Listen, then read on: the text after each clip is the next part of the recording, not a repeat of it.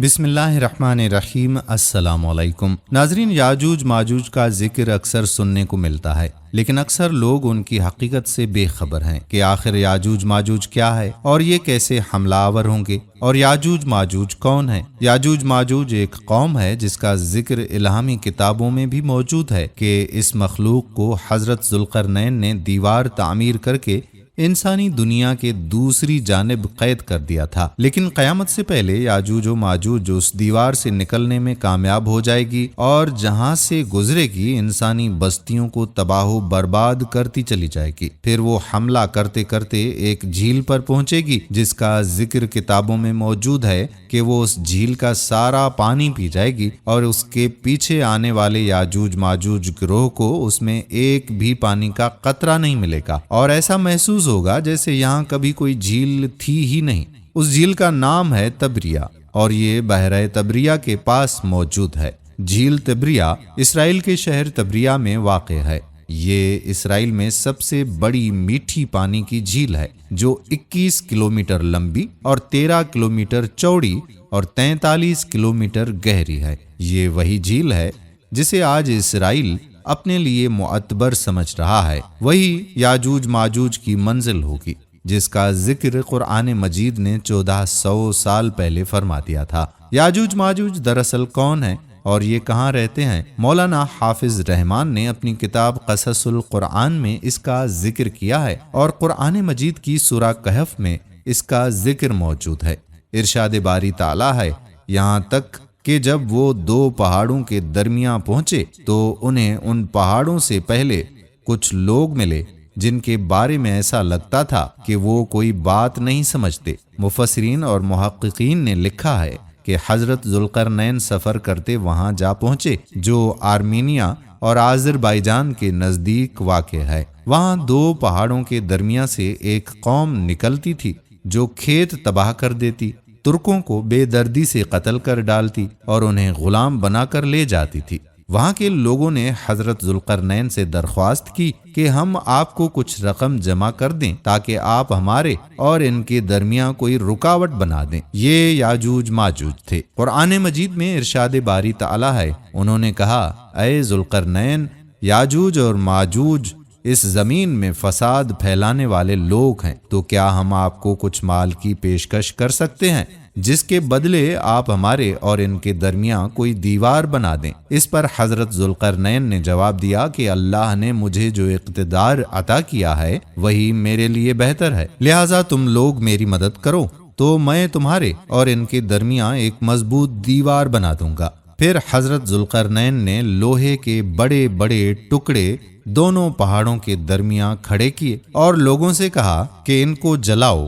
جب وہ ریڈ ہو گئے تو اس پر پگھلا ہوا تانبا ڈالا گیا تاکہ لوہے کے ٹکڑے مضبوطی سے آپس میں جڑ جائیں اور چکناہٹ کے سبب کوئی اس پر چڑھ نہ سکے۔ چنانچہ یہ دیوار ایسی بن گئی کہ یاجوج ماجوج نہ اس پر چڑھنے کی طاقت رکھتے تھے اور نہ اس میں کوئی سوراخ بنا سکتے تھے۔ کہا جاتا ہے کہ اس کی لمبائی 50 میل، اونچائی 290 فٹ اور چوڑائی 10 فٹ ہے۔ محققین کے مطابق قرآن مجید کی گواہی سے ثابت ہوتا ہے کہ حضرت ذوالقرنین نے 2 پہاڑوں کے درمیان سفر کیا۔ اس پہاڑی سلسلے میں ایک جگہ بہت ہی بلند ترین پہاڑ ہیں جن کے درمیان وہ واحد راستہ ہے جہاں سے آیا جایا جا سکتا ہے، مگر یہ راستہ مکمل برف سے ڈھکا ہوا ہے۔ اس کے اندر لوہا اور دھات موجود ہیں۔ تاریخ کے مطابق یاجوج ماجوج حضرت نوح علیہ السلام کے ایک بیٹے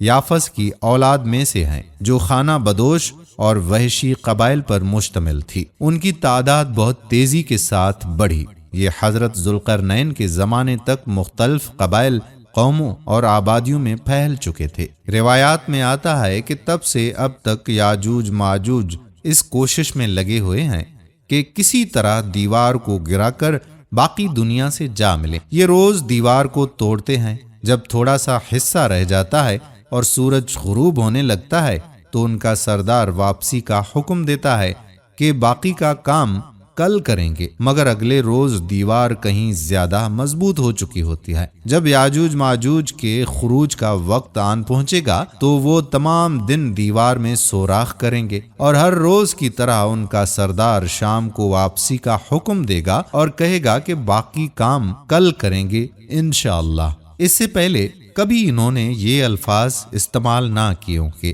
ان الفاظ کی برکت سے دوسرے روز دیوار کو ویسا ہی پائیں گے جیسا چھوڑ کر گئے تھے۔ انتہائی پرجوش ہو کر دیوار گرا دیں گے اور زمین پر پھیلتے چلے جائیں گے، جہاں سے گزریں گے تباہی پھیلا دیں گے، مخلوق خدا کو اپنے شر و فساد کا نشانہ بنائیں گے۔ ان کا پہلا گروہ جب بھاگتا ہوا جھیل تبریہ سے گزرے گا تو صحیح مسلم کے مطابق وہ سارا پانی پی جائے گا۔ جب آخری گروہ وہاں پہنچے گا تو کہے گا کہ کبھی یہاں پانی ہوا کرتا تھا۔ بحر تبریہ اسرائیل میں تازہ پانی کی سب سے بڑی جھیل ہے۔ اس کا تذکرہ توریت اور انجیل میں بھی آیا ہے۔ حضرت عیسیٰ علیہ السلام نے بڑا حصہ اسی جھیل کے ساحل پر گزارا۔ یہاں سے قتل و غارت کرتے ہوئے یاجوج ماجوج بیت المقدس تک پہنچیں گے اور اعلان کریں گے کہ زمین پر ہمارا قبضہ ہو چکا ہے، اب ہم آسمانوں پر بھی قبضہ کریں گے، اور آسمان کی طرف تیر پھینکیں گے جو خون آلودہ واپس آئیں گے، کوئی ان کا مقابلہ نہ کر پائے گا۔